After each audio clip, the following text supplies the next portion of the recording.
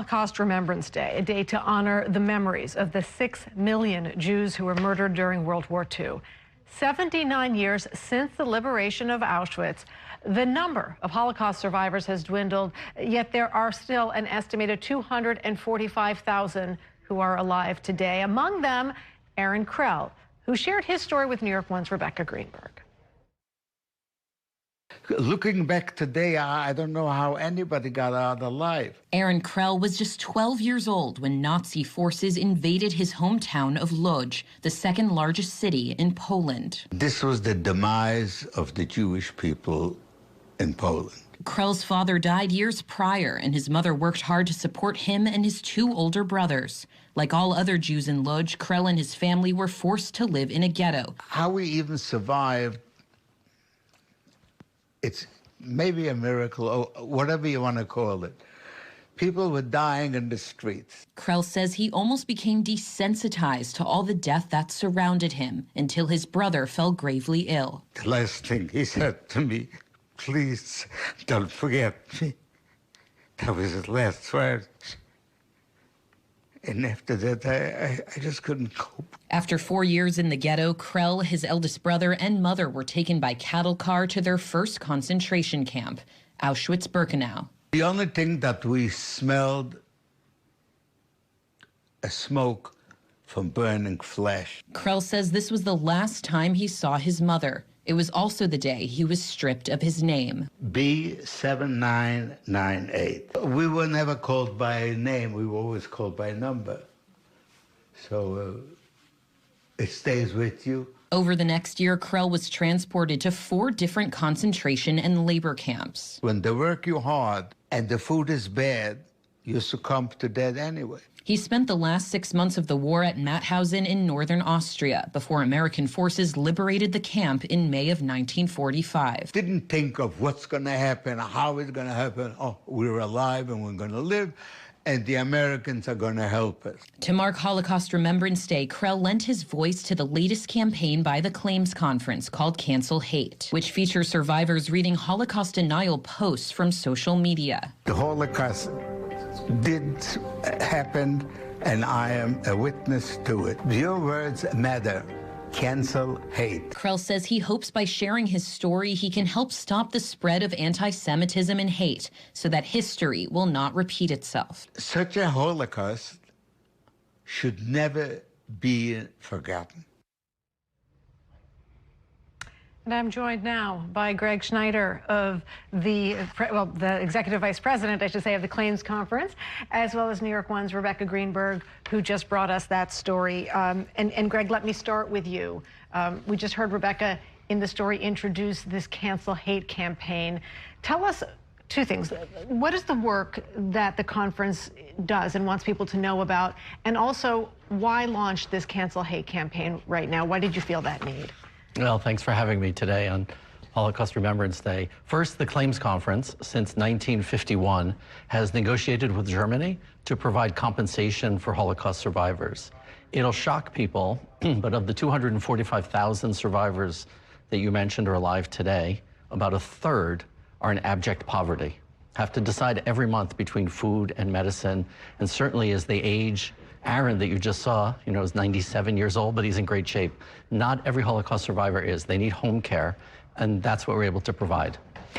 And with this campaign that you're launching, this Cancel Hate campaign? So as we work with survivors, we understand, listening to them, that transmitting their story for future generations. I hear from survivors all the time that the deprivation and the suffering of their childhood doesn't have to define their grandchildren's future. It's really amazing because having suffered through so much trauma, to really believe in humanity and to think the world can be better. So they want to make sure that what happened to people, but especially Jews in this case, was not happening again. And of course, what we are seeing now around the world is so triggering, is so devastating. I'm curious, what inspired the Claims Conference to enlist Holocaust survivors to read the words of Holocaust deniers?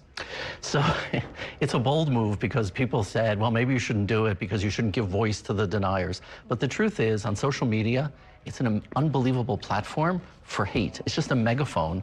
It's not moderated in any serious, significant way. So while we still have survivors with us, we wanted to hear in their own voices what they saw, what they felt hearing Holocaust denial, and how they would counter it. Unfortunately, about 50% of all Holocaust survivors who are alive today will have died within 5 years. So it's a really limited window of opportunity to listen to them. Words matter.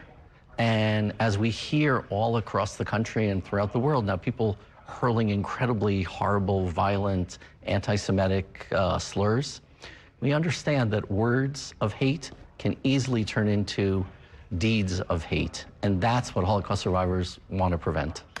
And that's what we saw in Aaron telling his story. And Rebecca, you see the raw emotion of him when he recalls his brother all these decades later. I understand he's still working to honor their memory. 100%. So he was the youngest of 3 brothers, and his middle brother's name was Zvi. That's the one that we saw him crying over, the one who died in the ghetto.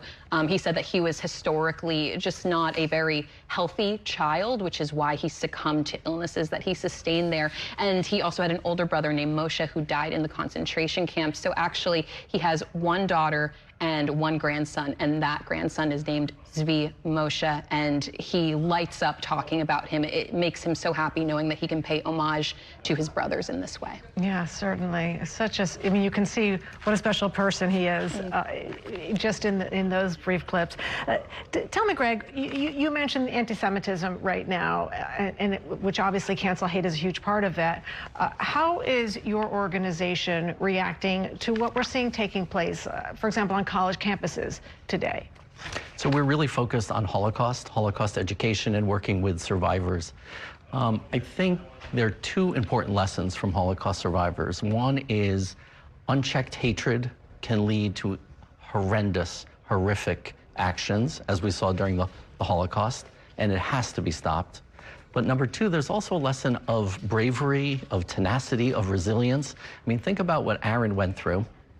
And decades later, who would imagine that in 2024, Jews would be targeted, people screaming, go back to Europe on Ivy League campuses, right? It's crazy.